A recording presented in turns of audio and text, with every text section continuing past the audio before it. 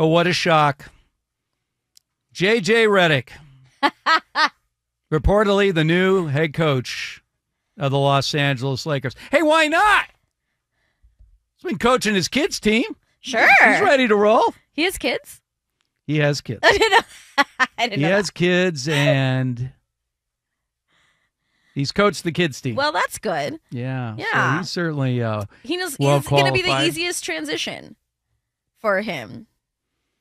What was this whole charade about? Here's what I still want to know. We still really have not defined what happened with that Dan Hurley story. Oh, right. It's even more bizarre now. Think about it. So nobody was talking about Dan Hurley until Woj did, who has a direct connection to Dan Hurley. Mm-hmm.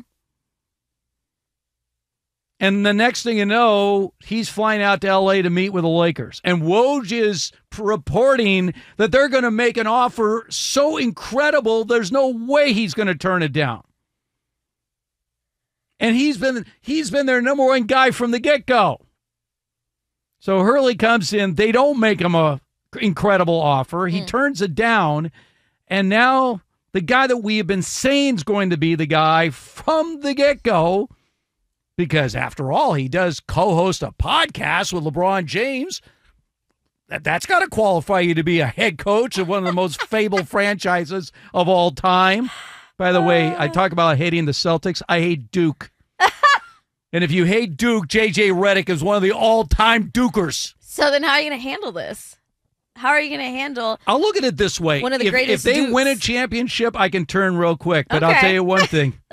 He's got 2 strikes against him already. Yeah. Yeah. Strike 1 is the fact that he's not qualified for the job. Strike 2 is that if you are a Duke hater, Redick is right up there with the all-timers. So, all right. Not qualified, and I agree. I agree. But who did the Lakers really have? That's a great... Who wants the job? Who wants the job? Who were really the options? It's just because of LeBron James and everything that he brings to the table, good and bad. They're not in a normal situation. You can't just go get somebody that you think is going to be good. You have to go get somebody that LeBron says yes, and that LeBron mutually respects, right? Like, that has to be there.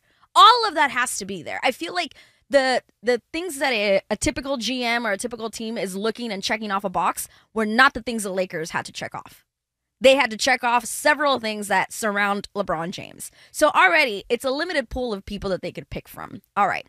They're not going to lure anybody away as they were unsuccessful with Dan Hurley. I don't think they had many options, and it's just, yeah, JJ Redick is not qualified, but we have seen JJ Redick express when he is doing not play-by-play, but when he's covering a game, he has a high basketball IQ. You can hear it when he talks about it. He understands the game. He wasn't a point guard. He was a shooting guard, which is also a different, perspective, but he understands the game, and I think has a good eye, and I think he could be a good coach. I think he could be a good coach. All right. So it's interesting that in his 15 years that he played in the NBA as a hired gun, I mean, Yes. That's essentially what he was.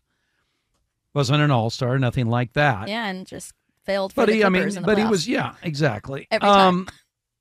He played for a lot of bad coaches because he played for a lot of bad teams in the course of his NBA career. But he also played for one of the greatest coaches in the history of college basketball, in Coach Mike Krzyzewski.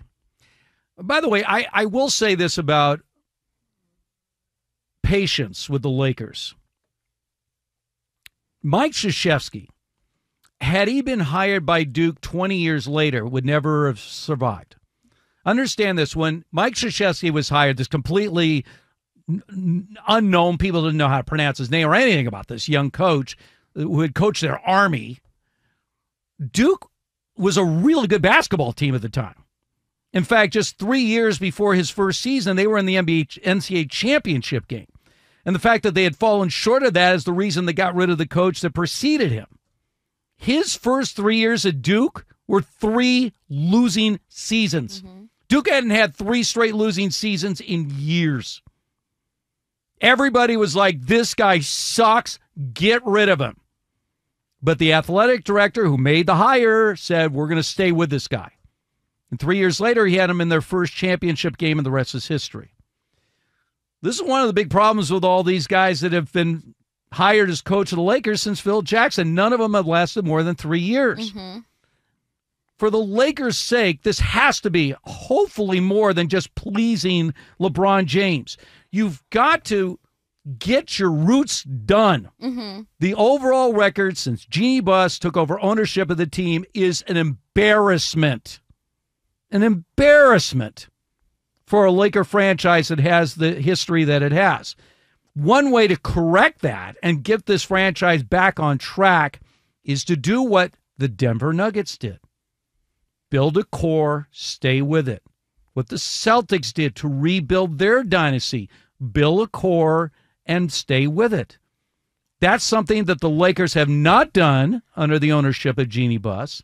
And I'm hoping that JJ Redick will get the opportunity to grow into the job and be the coach, not just because LeBron wants him there, but because he is the right guy into the future for this Laker organization. I mean, they can't build from within right now. That can be done in a couple of years and hold the core group because LeBron is, maybe 2-3 years left?